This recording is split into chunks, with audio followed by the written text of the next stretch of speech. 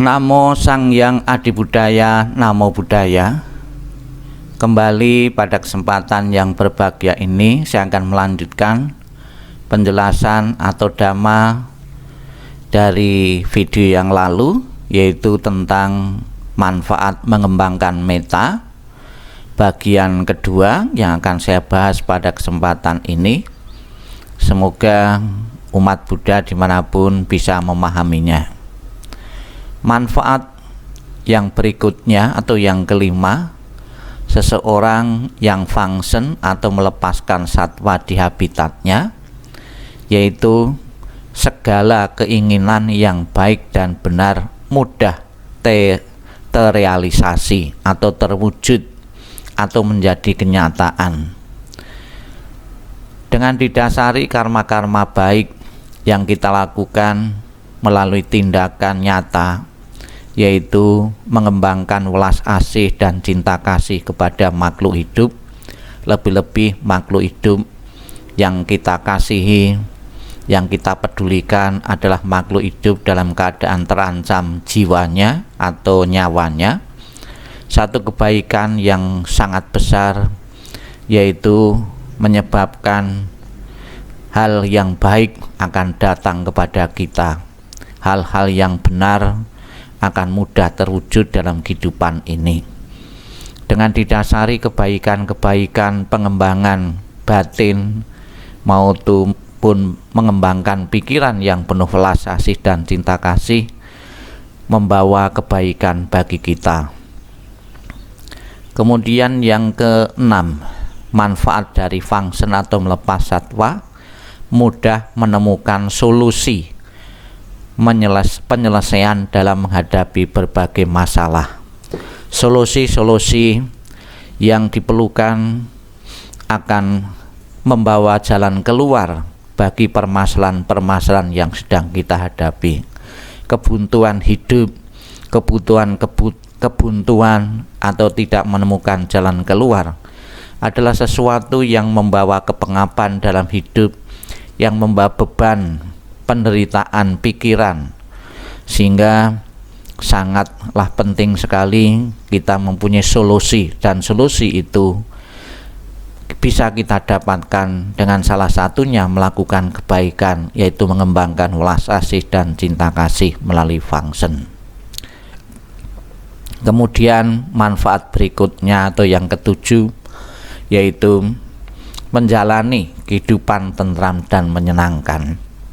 Berbahagialah Bapak Ibu selama ini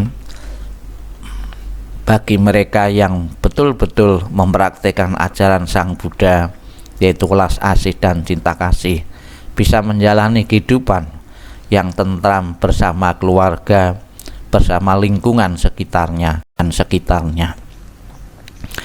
Manfaat yang kedelapan, makhluk-makhluk yang dilepas umumnya mengingat budi jasa para dermawan atau memaafkan dendam masa lalu.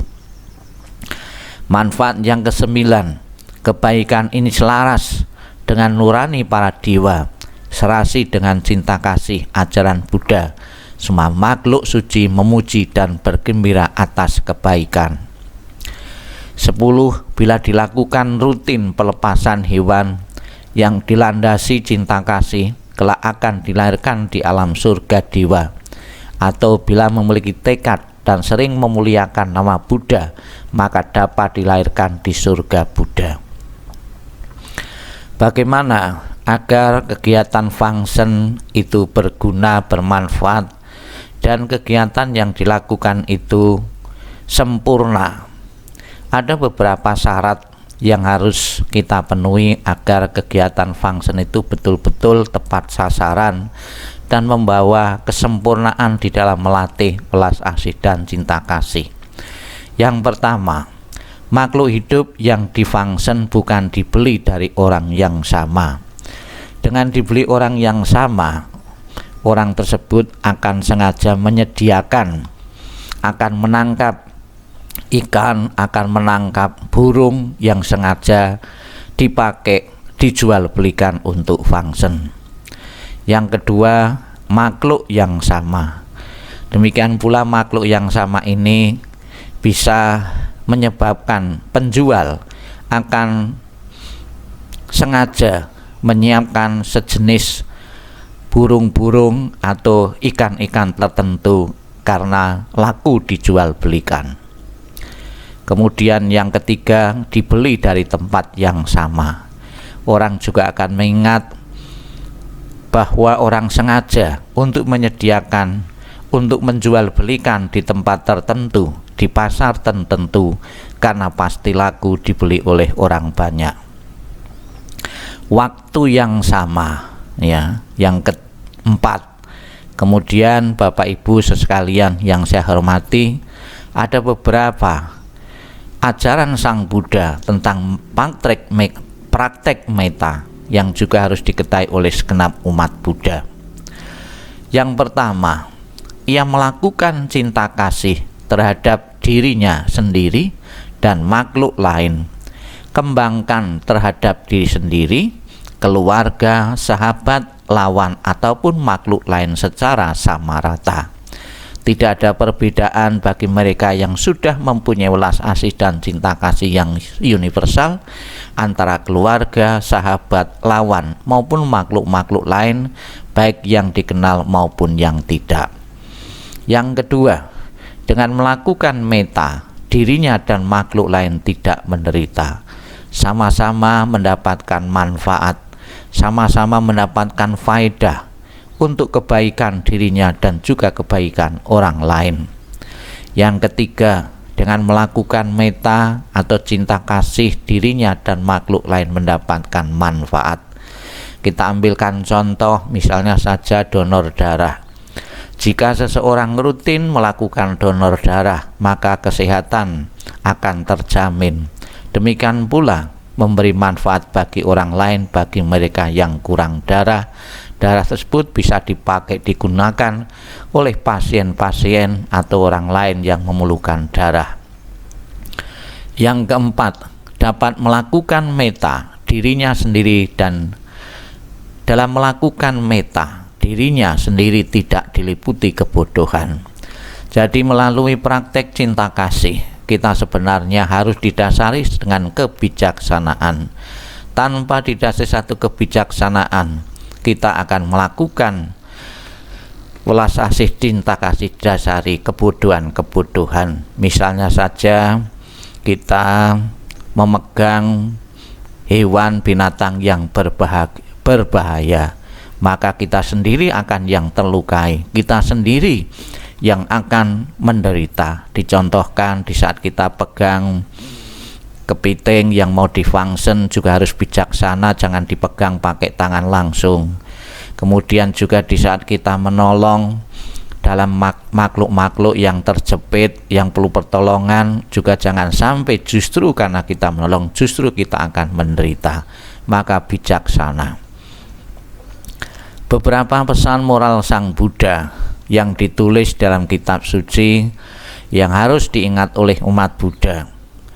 Aku memiliki cinta kasih kepada makhluk-makhluk tanpa kaki. Kepada yang berkaki dua pun, aku memiliki cinta kasih. Aku memiliki cinta kasih kepada makhluk-makhluk berkaki empat. Kepada yang berkaki banyak pun, aku memiliki cinta kasih. Anguttara Nikaya, volume 272. Ya, ini adalah contoh-contoh para makhluk, kemudian juga manusia, seorang bayi, makhluk-makhluk yang perlu perhatian dari kita semua karena keterbelakangan atau karena kelemahan mereka.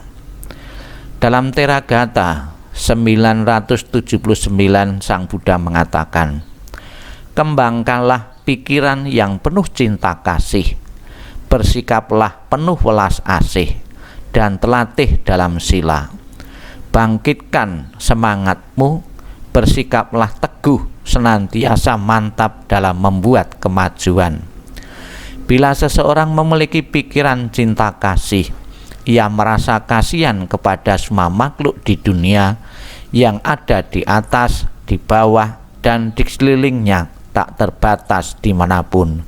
Jataka 37. Ini dalam Lakawatara Sutra disebutkan, dengan kekhawatiran akan timbulnya kelalaian atas makhluk hidup, sepatutnya bodhisattva dalam berlatih diri untuk mencapai welas asih berpantang makanan daging.